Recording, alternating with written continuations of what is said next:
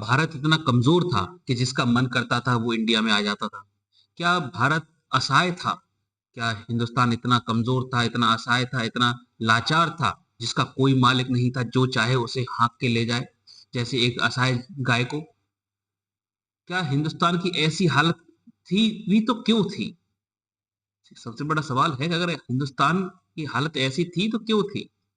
क्यों हर किसी को ऐसा लगता था कि हिंदुस्तान पे जो चाहे वो आ जाएगा और उस पे रूल करना शुरू कर देगा, आक्रमण कर लेगा और हिंदुस्तान कुछ कर नहीं पाएगा? ऐसा मैं इसलिए बोल रहा हूं कि हमने देखा है कि जब भी यूरोपियंस इंडिया में आए, उन सबको यही लगा कि वो सब रूल करने लायक है। क्या इंडिया पर रूल करने की कोई काबिलियत नहीं रही है? क्या जो चाहे वो जिसका मन करेगा वो रूल करना शुरू कर देगा? चलिए क्लास को शुरू करते हैं। और ये सेकंड क्लास है हमारी, the advent of Europeans in India. Last class की अगर हम बात करें, थोड़ा सा रिवीजन मार लेते हैं, है ना, देख लेते हैं क्या हमने किया था। मेरा नाम भूपेंद्र है। चलिए क्लास को शुरू करते हैं। चार मेजर कंटेंडर हमको देखने को मिले यूरोपियंस: पोर्चुगल्स, डच, फ्रेंच, ब्रिटिशर्स। पोर्चुगल्स, ये सभी जो यूरोपियंस है इंडिया में क्यों आए, इनका रीजन क्या था, नीड्स क्या थी? तो कुछ ज्योग्राफिकल कॉज थे, अनस्टेबल लैंड रूट था, पैसेज थ्रू वाटर्स, ये फाइंड आउट कर रहे थे। टेक्नोलॉजिकल एडवांसमेंट, नेविगेशन में इनका, शिप बिल्डिंग में इनका हो चुका था, गन पाउडर्स का भारी मात्रा में यूज कर रहे थे। ठीक है, ये कुछ मैंने बताया है। अगर आप चाहो तो इसको जानना चाहते हो तो फिर लास्ट वाली जो क्लास है उसको एक बार देख लेना। ठीक है, डिटेल्स उसमें आपको मिल जाएंगी। आज हम पोर्चुगीज के अलावा डच, फ्रेंच, इन सब की बात करेंगे। ठीक है ना, क्लास हमारी यहाँ से आज शुरू होती है डच से। तो बच्चे देखो, डच सिर्फ अकेले नहीं थे। मैंने कहा जैसे बहुत से लोग आए, बहुत ने कोशिश की इंडिया पर कब्जा करने की, बहुत ने कोशिश की इंडिया पर रूल करने की, कुछ ने ट्रेडिंग के माध्यम से, कुछ ने वॉर के माध्यम से, जिसको जैसे समझ में आया उसने प्रयास किया। लेकिन हर किसी के मन में यही था कि इंडिया पर वो रूल कर सकता है, चाहे भले ही वो 2.5 फीट आदमी हो, मतलब छोटा सा व्यक्ति हो, या छोटा सा मतलब कंट्री हो, कहने का मतलब। ठीक है, जिसके खुद के खाने के लाले पड़े हुए हैं, लेकिन उसको ये मन में ख्याल जरूर आता था कि चलो इंडिया पर राज करेंगे। जैसे इंडिया कहीं जमीन पर पड़ा हुआ सिक्का है, जिसको जो चाहे वो उठा ले, है ना। डच की भी कंडीशन बहुत अच्छी नहीं थी। ऐसा नहीं था कि हमसे बहुत ज्यादा स्ट्रांग थे या बहुत ज्यादा डेवलप थे या कुछ भी थे। शायद सामने खड़े होने लायक भी इनकी औकात नहीं थी, लेकिन इनका मन में आ गया तो इन्होंने भी प्रयास किया। तो बच्चे 1596 में एक डच ट्रेवलर आते हैं जिनका नाम था कॉर्नलिस डे हार्टमैन। ठीक है, तो कॉर्नलिस आते हैं। अब ये पहले डच ट्रेवलर थे 1596 में ये इंडिया में आते हैं। जब ये इंडिया में आते हैं उसके बाद ही इनकी जो कंपनियां हैं वो इंडिया में आना शुरू करती हैं। 1498 हम ऑलरेडी बात कर चुके हैं कि वास्को डी गामा इंडिया में आ चुके थे, है ना।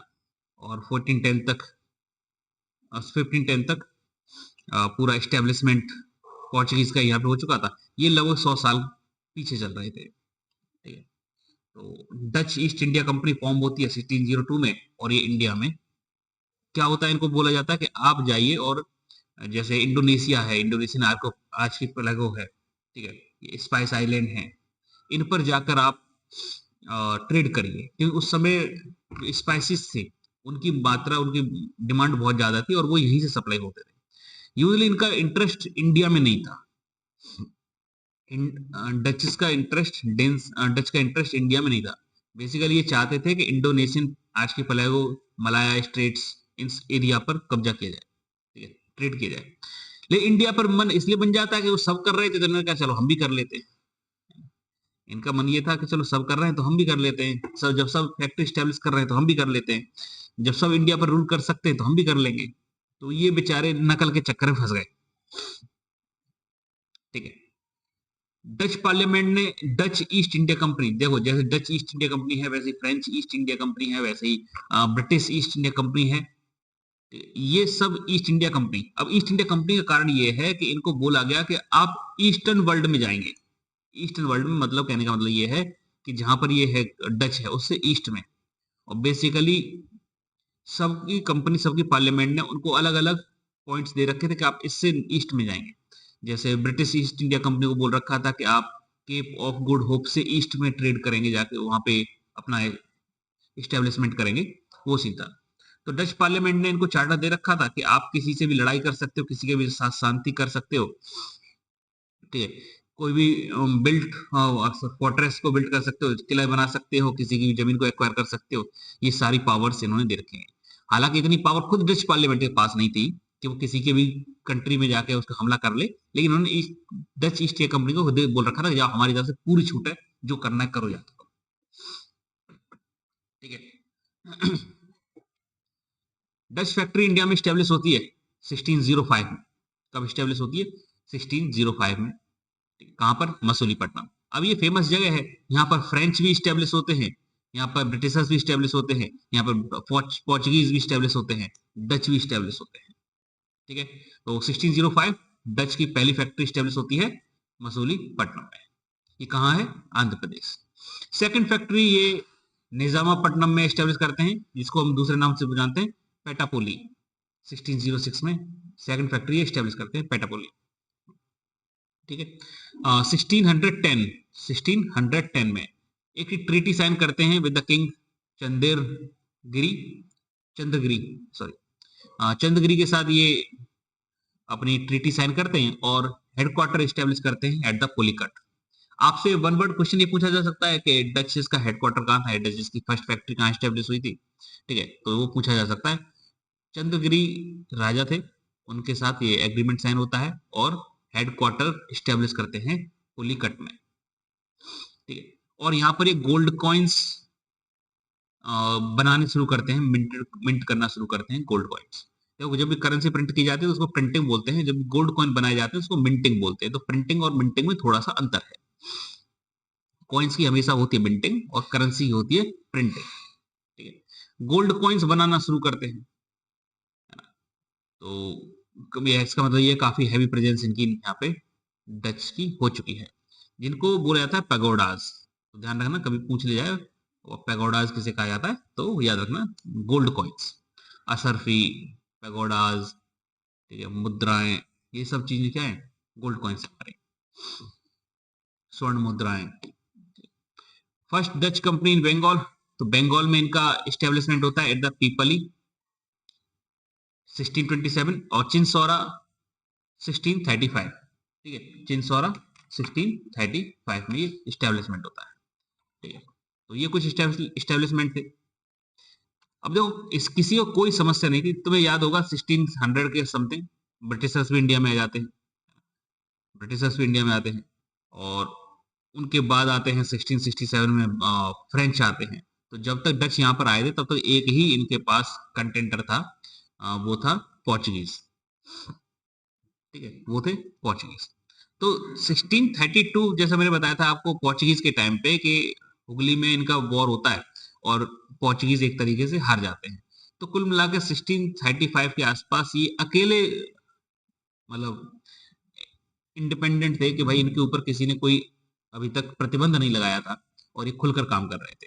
तो चिंसौरा में ये 1635 में अपनी फैक्ट्री सेटअप करते हैं, ठीक है, बंगाल में। ध्यान रखना, जो भी यूरोपियन इंडिया में आए उन्होंने कोशिश की कि इंडिया को एक इंडिया का मैप दिखा दिया, ठीक है, जो भी ब्रिटिशर्स इंडिया में, जो भी यूरोपियन इंडिया में आए, उन्होंने वेस्टर्न कोस्ट और ईस्टर्न कोस्ट, इन कोस्ट पर ज्यादा फोकस किया कि इन पर कुछ फैक्ट्रीज स्टेब्लिश की जाए, ठीक है।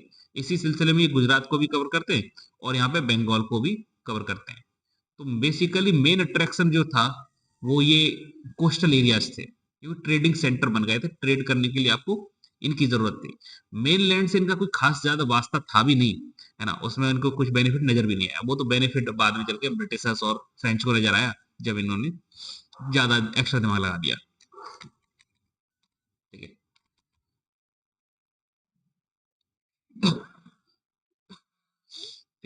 इसी टाइम पीरियड मैंने आपको बताया 1600 के समथिंग इंडिया में ब्रिटिशर्स इंडिया में आते हैं और हम ये देखते हैं कि इस टाइम पर पोर्चुगीज डाउन हो चुके हैं, राइजिंग पावर में ब्रिटिशर्स हैं और डच हैं। ये दोनों कोशिश कर रहे थे कि इंडिया को किसी न किसी तरीके से ज्यादा फैक्ट्री स्टेब्लिश की जाए और वर्चुअली कंट्रोल करने का प्रयास करें, ठीक है, इसकी एटलीस्ट ट्रेड को तो वर्चुअली कंट्रोल किया जा सके। तो जाहिर सी बात है कि दोनों के ऑब्जेक्टिव एक ही थे, दोनों में राइवलरीज बननी शुरू थी। तो एंग्लो और डच के बीच में राइवलरी बनती है ना, और एक ट्रीटी साइन होती है। देखो इनके बीच में क्या था, लड़े पड़े ज्यादा कुछ नहीं, क्योंकि लड़ने की हालत में भी नहीं थे। 1667 वो टाइम पीरियड था जब औरंगजेब रूल कर रहा था, और औरंगजेब मुगल डायनेस्टी में सबसे पावरफुल रूलर हुआ है, सबसे पावरफुल। वो किसी को टॉलरेट नहीं करता था। इनमें से किसी ने कोशिश की अगर थोड़ी सी बदतमीजी करने की, तो उसको ढंग से कुटाई की है औरंगजेब ने।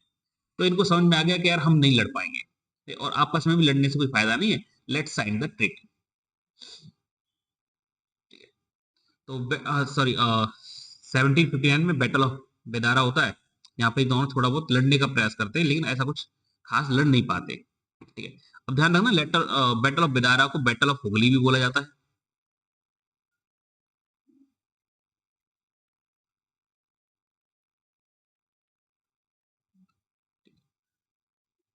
बैटल ऑफ हुगली भी बोला जाता है। इसे हम दूसरे नाम से भी जानते हैं, battle of Chinsurah. Battle of Chinsurah.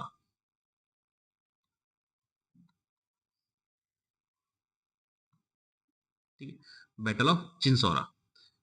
ठीक है, तो दोनों ही, battle of Bedara, battle of Hooghly, battle of Chinsurah, तीनों ही एक ही बात है। ध्यान रखना, तीनों ही एक ही बात है, कुछ खास इसमें डिफरेंस नहीं है। क्वेश्चन आपको हो सकता है बेदारा करके पूछ ले, हो सकता है चिंसौरा करके पूछ ले, हो सकता है हुगली करके पूछ ले, तो ध्यान रखना बिटवीन ब्रिटिशर्स एंड डच, इनके बीच में ही होता है। और एक ट्रीटी साइन होती है 1667 में, ट्रीटी साइन होती है 1667 में।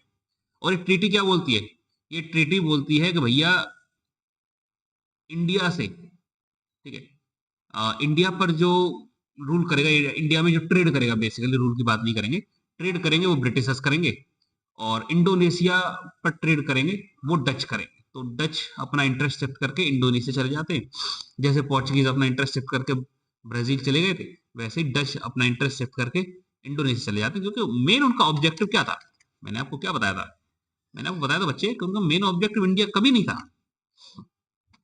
वो तो फिर उनको लगा कि सब सब चल रहे हैं तो हम भी चल लेते हैं। तो यहाँ पे देखो मेन ऑब्जेक्टिव क्या था, स्पाइस आइलैंड यानी इंडोनेशियन आर्किपेलागो का पर ट्रेड करना। ठीक है, इसको कब्जे में लेना, ना कि इंडिया। तो वही फिर यहाँ पे होता है कि क्यों आपस में लड़ रहे हैं, हम तो यार इंडोनेशिया जा रहे थे, सॉरी गलती से यहाँ आंख लग गई है, तो हम यहाँ बैठ गए, थोड़ा सो गए, हम जा रहे हैं। तो डच चले जाते हैं इंडोनेशिया। ठीक है, और ब्रिटिशर्स इंडिया में सेटलमेंट हो जाता है कि हम आपके इंडियन सेटलमेंट को नहीं छेड़ेंगे। तो एक तरीके से बोल सकते हो ब्रिटिशर्स को यहाँ पे सीन मिल जाता है।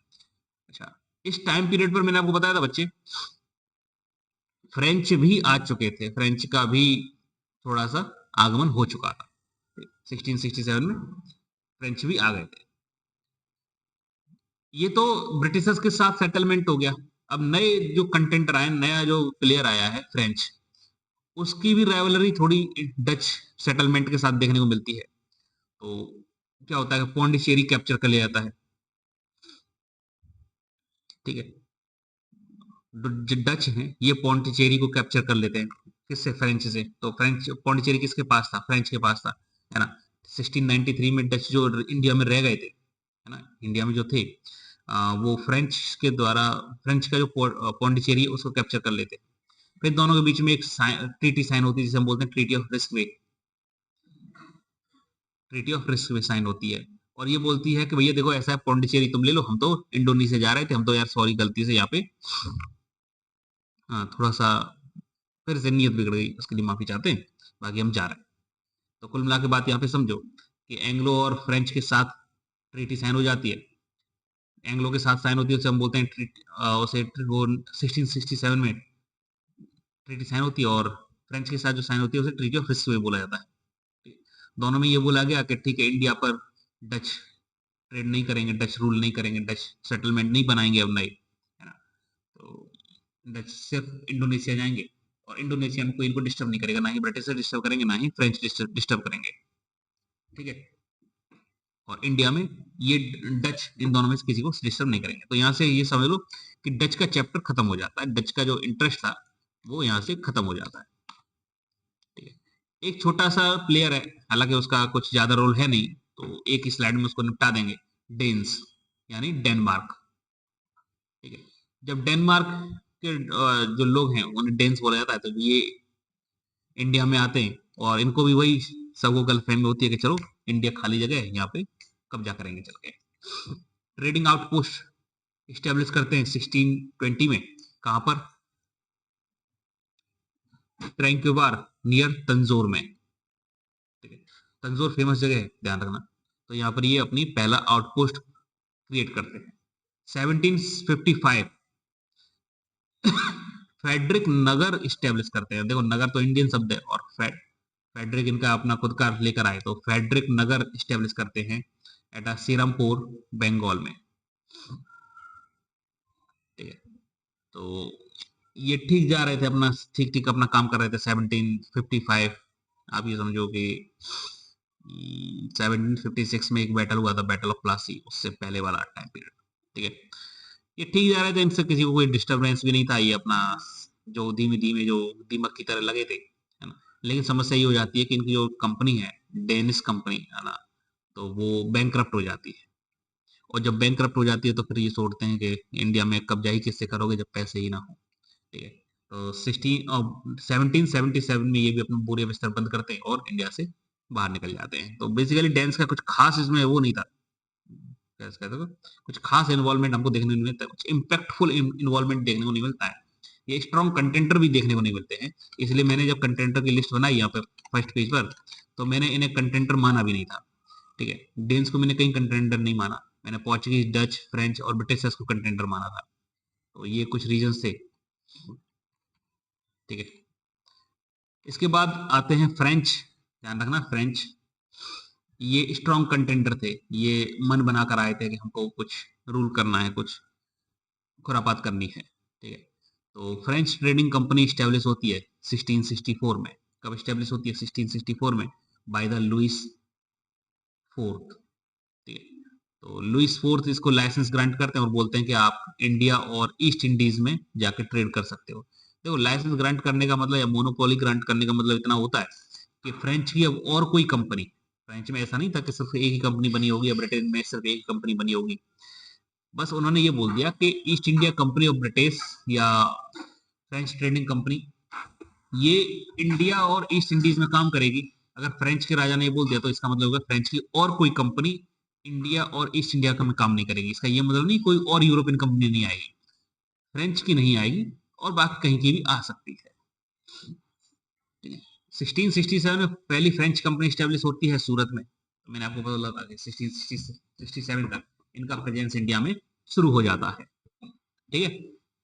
सूरत में ये अपनी पहली फैक्ट्री स्टेब्लिश करते हैं, ठीक है। 1669 में मसूलीपट्टनम में, मैंने कहा था मसूलीपट्टनम बहुत फेमस जगह है, यहाँ पे हर कोई आना चाहता है, ठीक है, क्योंकि ये ट्रेडिंग सेंटर बन चुका है और यहाँ पे शिप्स आना जाना, पोर्ट सिटी है असल में ये। तो 1669 में फैक्ट्री स्टेब्लिश करते हैं। देन चंदेर नागौर, माहे, करिकाल, बालासोर, कासिम बाजार, यहाँ पर ये अपनी फैक्ट्रीज धीमे धीमे करके स्टेब्लिश शुरू करते हैं। इनकी स्ट्रॉन्ग प्रेजेंस बढ़ती जाती है, ट्रेडिंग इंपैक्टफुल होती जाती है, रूलर्स के साथ इनके संबंध अच्छे हो जाते हैं, जिसका इम्पैक्ट ये रहता है कि इन्वॉल्व हो जाते हैं Karnataka war first, second, third, और तीसरे कर्नाटक वॉर में ये आउट हो जाते हैं, ठीक है। और भी कई सारे राजाओं के साथ इनके संबंध थे, जैसे बंगाल में इनका इन्वॉल्वमेंट हमको देखने को मिलता है, मैसूर में इनका इन्वॉल्वमेंट देखने को मिलता है हमको, हैदराबाद में इनका इन्वॉल्वमेंट देखने को मिलता है, कर्नाटक में इन्वॉल्वमेंट देखने को मिलता है।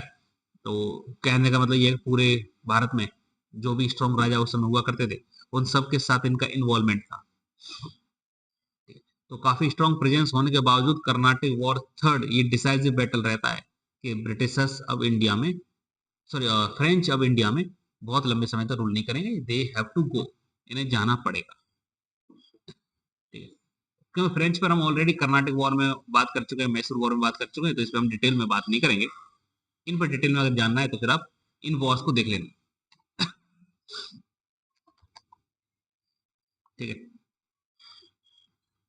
बाकी हम ब्रिटिशर्स की बात करेंगे, हालांकि ब्रिटिशर्स की बात हम तब तक करेंगे जब तक कि हमने स्टोरी नहीं सुनाई आपको। जितनी स्टोरी सुना चुके हैं वो बात नहीं करेंगे, फिलहाल समझ लो Britishers, the English, East India company establish होती है 1600 में। 1600 में ये सर बेसिकली 1599 में company to trade with East India, East company to trade with East was form. 1600 में ये ऑफिशियली फॉर्म होती है और इसको एक चार्टर ग्रांट कर दिया जाता है, एक फरमान जारी कर दिया जाता है basically, royal charter by Queen Elizabeth 1600 में। तो क्या बोलता है ये, they give the exclusive privilege to of trading the Cape of Good Hope. मैंने केप ऑफ गुड होप शायद आपको बताया, मैंने पोर्चुगीज जब बताए थे तब मैंने आपको बताया था कि ये जो पॉइंट है that is known as Cape of Good Hope. ठीक है, इसे बोला जाएगा केप ऑफ गुड होप। ठीक है, तो यहाँ से ईस्ट में, यहाँ से ईस्ट में जो भी ट्रेड करोगे वो ईस्ट इंडिया कंपनी कर सकती है ब्रिटेन की। इससे वेस्ट में भी ट्रेड कर सकती है लेकिन ईस्ट इंडिया कंपनी नहीं, कोई और। ईस्ट इंडिया कंपनी पर प्रतिबंध नहीं है लेकिन यहाँ पे मोनोपोली भी नहीं दी है। ठीक है, तो ब्रिटेन में कई सारी कंपनी उस समय स्टेब्लिश हुई थी, तो वो सब इस एरिया में काम कर रही थी। ईस्ट इंडिया कंपनी इकलौती कंपनी थी जिसे केप ऑफ गुड होप से ईस्ट के लिए बोल दिया गया था कि आप इस एरिया में अपना रूल कर सकते हैं, अपना ट्रेड कर सकते हैं बेसिकली। ठीक है, हम्म, तो बेसिकली ये जो राइट्स थे,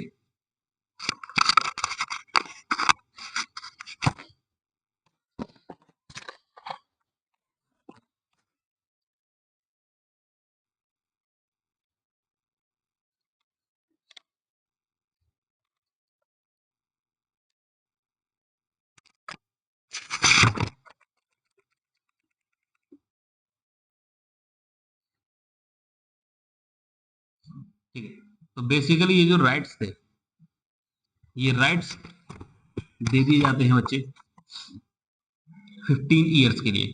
तो 15 साल के लिए ये राइट्स ग्रांट कर दिए जाते हैं कि जाइए आप मजे करिए, 15 साल तक कोई और ब्रिटिश कंपनी ईस्ट की तरफ यानी केप ऑफ गुड होप से ईस्ट की तरफ ट्रेड नहीं करेगी। ठीक, तो ये इनके लिए मजे की बात थी, क्वीन एलिजाबेथ ने इनको थोड़ा सा प्रिविलेज दे रखा था। और ये प्रिविलेज काफी था क्योंकि इन्हें अब ब्रिटिशर्स को फ्रेंच से लड़ना था, डेन से लड़ना था, डच से लड़ना था, पोर्चुगीज से लड़ना था, अदर यूरोपियन राइवलरी से लड़ना था। अपने ही कंट्री के फैक्ट्रीज, अपने कंट्री के लोगों से नहीं लड़ना था, अपनी सरकार से नहीं लड़ना था। तो ये एक तरीके का प्रिविलेज इनको मिल जाता है बच्चे। 1608, 1608 कैप्टन विलियम हॉकिंग ये पहले व्यक्ति थे जो इंडिया की धरती पर कदम रखते हैं, पहले ब्रिटिशर्स, ध्यान रखना ये पहले ब्रिटिशर्स थे जो इंडिया की धरती पर कदम रखते हैं। तो 1600 में ये कंपनी बन गई थी, 1608 में ये इंडिया में आते हैं। ठीक है, और इंडिया में कुछ प्रिविलेज मांगते हैं, जैसे इनको ईस्ट इंडिया कंपनी ने को ब्रिटिशर्स ने क्वीन एलिजाबेथ ने प्रिविलेज दे रखे थे, ये चाहते थे कुछ ऐसे प्रिविलेज हमको अगर इंडियन रूलर से भी मिल जाए तो हमारे लिए ट्रेड एक बेनिफिशियल फैक्टर बन जाएगा, हम कंपटीशन में अलग ही स्टैंड करेंगे। ठीक है, तो कैप्टन विलियम हॉकिंग जिन्हें रिप्रेजेंटेटिव बना के भेजा जाता है ईस्ट इंग्लिश कंपनी, कहां पर, जहांगीर के कोर्ट में। ठीक है, जहांगीर के कोर्ट में ये कुछ परमिशन मांगते हैं कि सर हम कुछ व्यापार करेंगे, कुछ ट्रेड करेंगे, कुछ अच्छा काम करेंगे तो हम कुछ परमिशन दे दो। तो इन्हें सूरत मिल जाता है कि आप जाके सूरत में ट्रेड कर सकते हो। और सूरत ऑलरेडी एक तरीके से ट्रेडिंग सेंटर था पोर्चुगीज के टाइम पे, फ्रेंच ब्रिटिश सॉरी पोर्चुगीज के टाइम। ठीक है, पोर्चुगीज के टाइम पर ये ऑलरेडी एक ट्रेडिंग सेंटर हुआ करता था। अब ध्यान रखना जहां पर ये ब्रिटिश अब पहुंच रहे हैं, पोर्चुगीज वहां से 100 साल पहले ये सब करके लौट चुके हैं। ठीक है, तो बेसिकली पोर्चुगीज और ब्रिटिशर्स में लगभग 100 साल का अंतर रहा है। लेकिन जो इनको मिला सूरत, इन्होंने कहा सर सूरत तो एक बहुत एक ही छोटी जगह है, आप हमको कुछ और दे दीजिए। इनका मनसा ये थी कि आप पूरे इंडिया में सिर्फ हम ट्रेड करेंगे, हमें आप आदेश करिए। ठीक है, और मोनोपोली हमको ग्रांट कर दीजिए कि पूरे इंडिया में ब्रिटिशर्स के सिवा कोई और ट्रेड नहीं करेगा। ठीक है, 1615, 1615 फिर से एक प्रयास किया जाता है सर थॉमस रो के द्वारा। सर थॉमस रो को किंग जेम्स फर्स्ट ने भेजा था।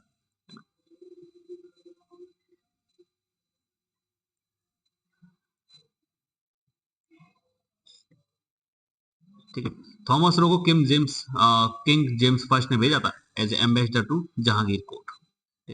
थॉमस रो मनाने में सक्सेस हो जाते हैं, समझाने में सक्सेस हो जाते हैं कि देखो भाई ऐसा है कि ट्रेड करेंगे तो तुमको फायदा होगा, है ना, तुम्हारे लोगों को फायदा होगा, अच्छी कीमत तुमको मिल जाएगी, तुमको टैक्स अच्छा मिल जाएगा, ठीक है। तो ट्रेड करना एक बेनिफिशियल फैक्टर है।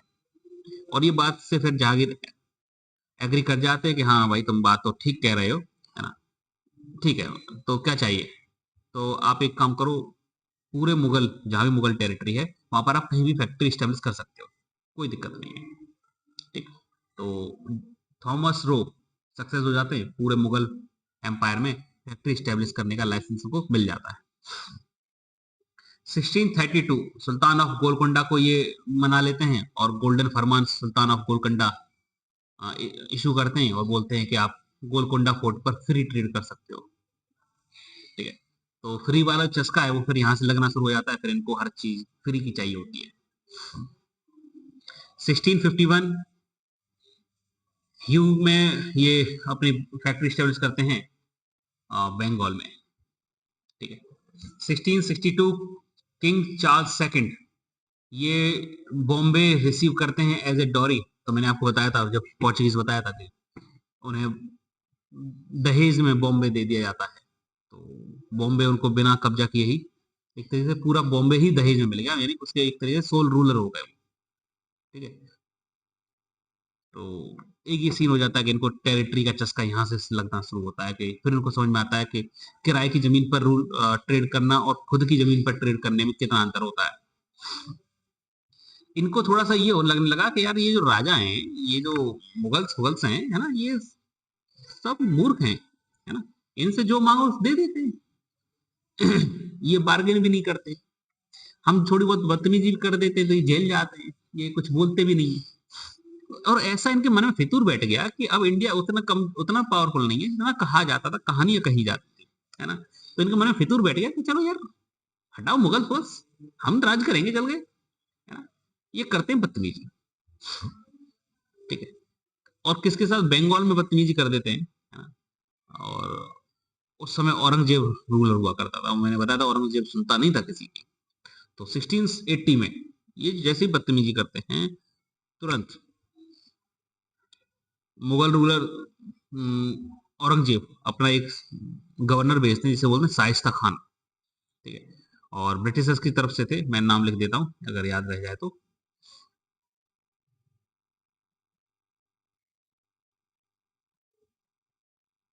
शाइस्ता खान, और ब्रिटिशर्स की तरफ से थे विलियम हेज।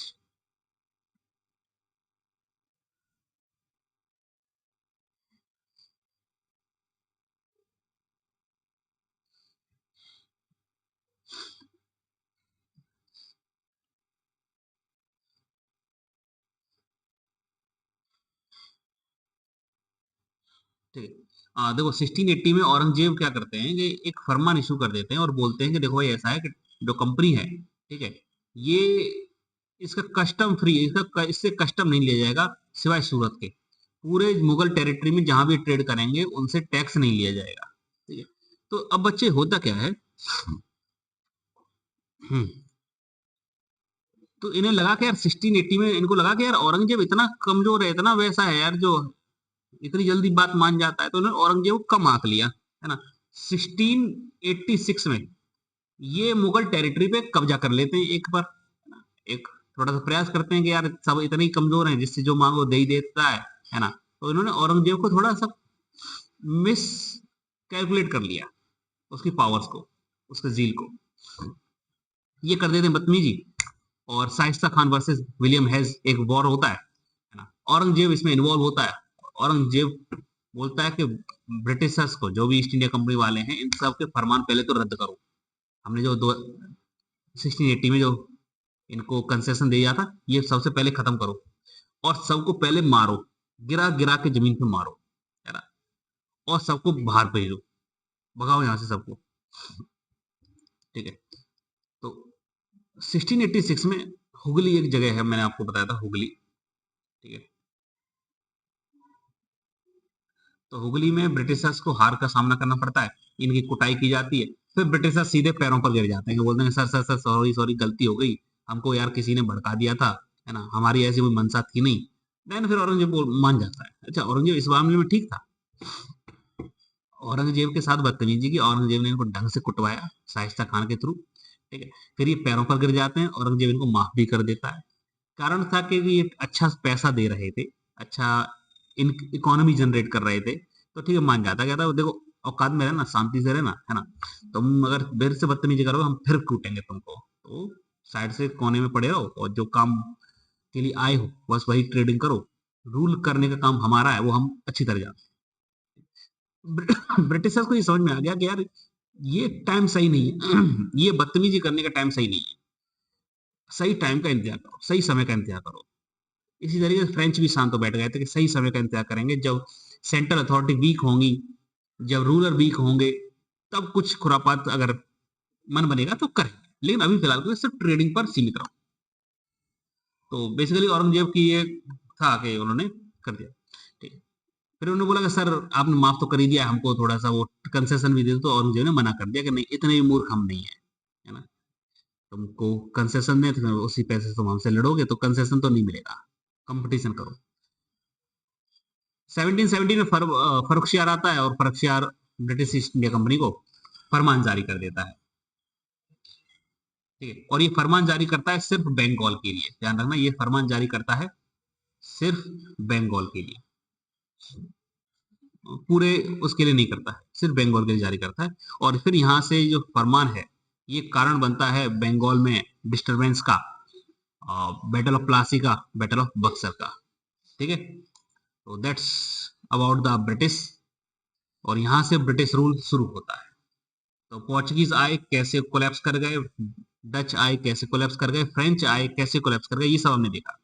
अब यहाँ से हम देखेंगे British rule, British rule establish होता है उसके बाद, ठीक है। चलिए आज की वीडियो में इतना ही, मिलेंगे नेक्स्ट वीडियो।